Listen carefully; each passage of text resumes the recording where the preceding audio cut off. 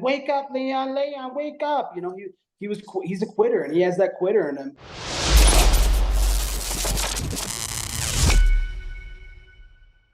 Chisanga Malata, the son here with a man who needs no introduction, a man making his return after nearly 2 years away from the octagon. I'm talking about the chaotic one, Colby Chaos Covington. Colby, how are you doing? I'm doing great, brother. Thanks for having me on the show today. How are you doing?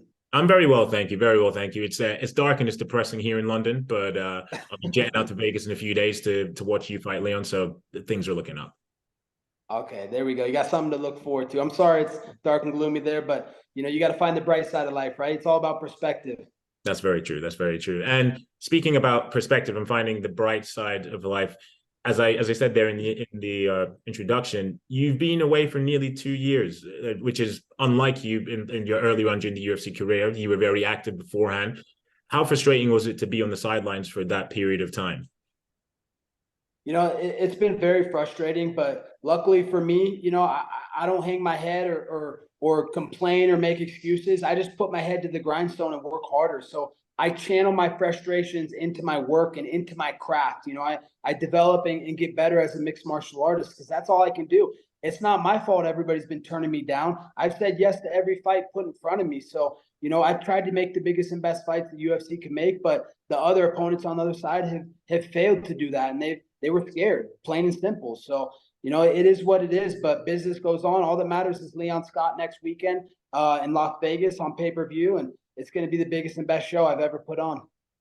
Fair enough. And you mentioned the champion Leon there. Obviously, he became champ in emphatic fashion against Kamaru Usman. What did you make of his dethroning of Usman last August?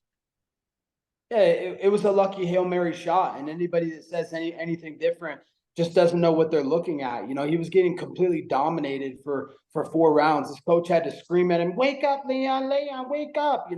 He's a quitter, and he has that quitter in him. But he was able to get a lucky headshot. Usman started kind of coasting at the end of the fight because he had the fight won, and he put his hands down. He dropped his hands for a second. That's what happens in this sport. That's what makes the UFC so beautiful. Is it's unpredictable, and at any moment you can finish someone. Doesn't matter if you're down on the scorecard. So I didn't see anything special from Leon in that fight, and he's the B side next weekend. He's not the A side. If he was the A side, he'd be bringing out the royal family. He'd be bringing out Mary fucking Poppins. He'd be bringing out Paddington the Bear. But nobody wants to come watch Leon because nobody cares about Leon. I'm bringing the most famous person alive on planet Earth. I'm bringing Donald Trump front row. So can't wait to put on a show and put that belt around Donald Trump's waist next weekend. I did not expect you to mention Paddington Bear there. I can actually see my daughter's Paddington Bear in the far corner as well, which is why I was laughing. But going back to Leon there, it sounds like you haven't been impressed by what you've seen of him during his title reign. Is that still the case? I know you said earlier in years gone by that you weren't that impressed by him, but has anything about him impressed you since he's become champ? No, nothing's impressed me. He's been a boring champion. The guy doesn't want to fight. He sat out. He likes to sit out a year and pick and call the shots like he calls the shot around here. But, just like I told him, I gave Leon the best advice he ever got in his career. You don't cross the boss. He tried to cross the boss and call the shots. Like, there's no other fight. This is the biggest and best fight this company can do. This is a publicly traded multi-billion-dollar company. You think they're going to just let this nobody who doesn't even sell pay-per-views call the shots? No, this is the biggest and best fight. So I haven't been thrilled by his run. I mean, he likes to pick and choose his fights. He denied the UK fans this homecoming fight. How could you turn down a fight in your UK backyard? That's embarrassing. I feel so bad, man. Those fans of the UK are the most electrifying fans I've ever seen in this sport's history. So, I'm going to do the UK fans a favor, and I'm going to come defend this title in the UK after I beat Leon next weekend, December 16th from T-Mobile Arena, Las Vegas, Nevada. And you mentioned it over just a few seconds ago that you plan on having 45 basically in your corner. If you get your hand raised, are you going to have him wrap the belt around you instead of Dana White? Yeah, that's exactly right. I love Dana, and he's the greatest promoter in the history of any sport. I mean, he's the greatest commissioner. The guy is just a mastermind. What he's been able to do with this sport, but I'm gonna politely and respectfully ask Dana to step aside and let my favorite person and human alive right now, 45, Mr. Donald Trump, put that belt around my waist, and then I'm gonna put it right back around Donald's waist because he is the champion of our people. He is America's true champion, and he's the greatest president of all time in America. Mm-hmm. And one thing I wanted to circle back to, you said that you tried to make big fights during your hiatus. Was the Khamzat Chimaev fight ever offered to you? Was that, because I know that was one fans were like, their appetite for it was very wet for it. So is that a fight that was offered to you?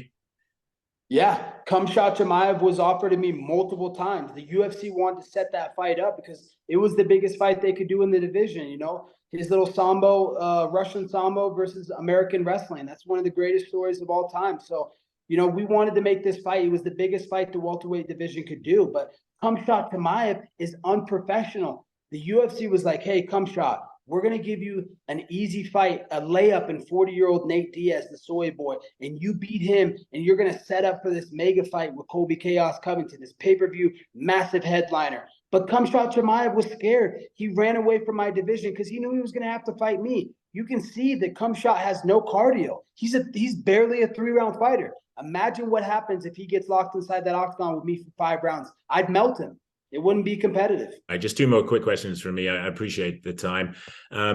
There's a narrative among some mixed martial arts fans. They're saying that this is your 3rd crack at an undisputed title and that this is almost your last chance saloon. What's your response to that claim? My response is that's fake news. I'm in my prime right now. I'm 35 years young, and I'm getting better every single day. I've never felt this good in training. So, you know, now I'm a complete fighter. I've well-rounded my game. I've taken the time off to really get to the grindstone and really mix in with my new coaching staff.